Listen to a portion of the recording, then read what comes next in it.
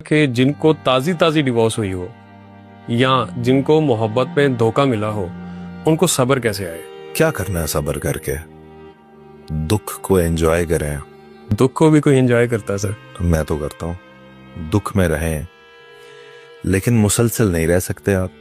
सही। ये ऐसे ही है जैसे आप एक स्विमिंग पूल में जाते हैं, एक दरिया में जाते हैं, तो आप नहाने के लिए जाते हैं और फिर आप एक डुबकी लगाते हैं, तो कितनी देर आप रह सकते हैं पानी के अंदर? बस उतनी एक देर दुख में रहें, उसके बाद बाहर भी आए, दुनिया आपका इंतजार कर रही है। जी अच्छा, उन लोगों को ना फ्रूट थ्योरी पढ़ लेनी चाहिए। सर, फ्रूट मिसाल लें, एक सेब है जी, वो आप खा रहे हैं।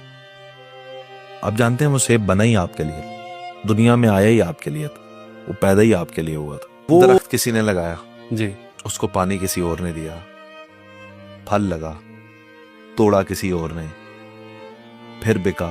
कितने हाथों से वो हिफाजत के साथ ट्रैवल करता करता, वो मिसाल ले लें कि स्कर्दू में जी, वो फल लगा, आप यहां पंजाब में खा रहे हैं, कितने हाथों से ट्रैवल कर, बिल्कुल तो आपके नसीब का था, बिल्कुल है सर। वो आपको मिल गया। अब ये जो रिश्ते होते हैं ना, देखें, मौला अली से किसी ने पूछा कि अगर सब कुछ ही तकदीर में लिख दिया गया है तो हम क्या कर सकते हैं? तो मौला ने कहा आप एक टांग पे खड़े हो सकते हैं, वो एक टांग पे खड़े हो गए।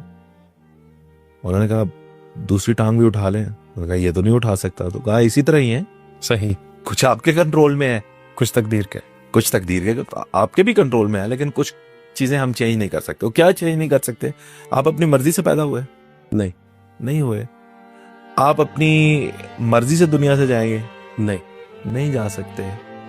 इसी तरह मैं ये समझता हूँ कि यानी जो माँ बाप आपको मिले वो आपने चूज किए, बहन भाई जो मिले आपने चूज किए, ये पहले से तकदीर में लिखे हैं, ये चीजें तय है। इसी तरह मैं ये समझता हूँ कि जिस बंदे से आपकी शादी होनी है ये भी तय है। अच्छा, अब ये मैं सोलमेट के बारे में बात कर रहा हूँ सर। फिर यहाँ पे यही सवाल करूंगा हाँ। कि जब वो लिखा हुआ है कि इसी बंदे से शादी होगी, तो तो हम फिर क्यों divorce- ढूंढते क्यों हैं? मैं यही कह रहा हूँ, ढूंढते क्यों है का क्या मतलब है? वो ढूंढना तो है, रिस्क भी आपके नसीब में अल्लाह ने लिख दिया है, जी तो अब आप ढूंढते क्यों है?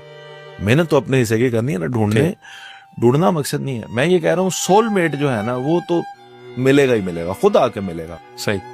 ये पूरी वो शाहरुख खान की एक फिल्म का एक उन्होंने जो डायलॉग बनाया है, बात किसी हद तक काबिल कबूल है। उन्होंने कहा कि जब आपको शिद्दत से किसी से मोहब्बत हो जाती है तो कायनात का जरा जरा आपको मिलाने की कोशिश करता है, एंड इट वर्क्स।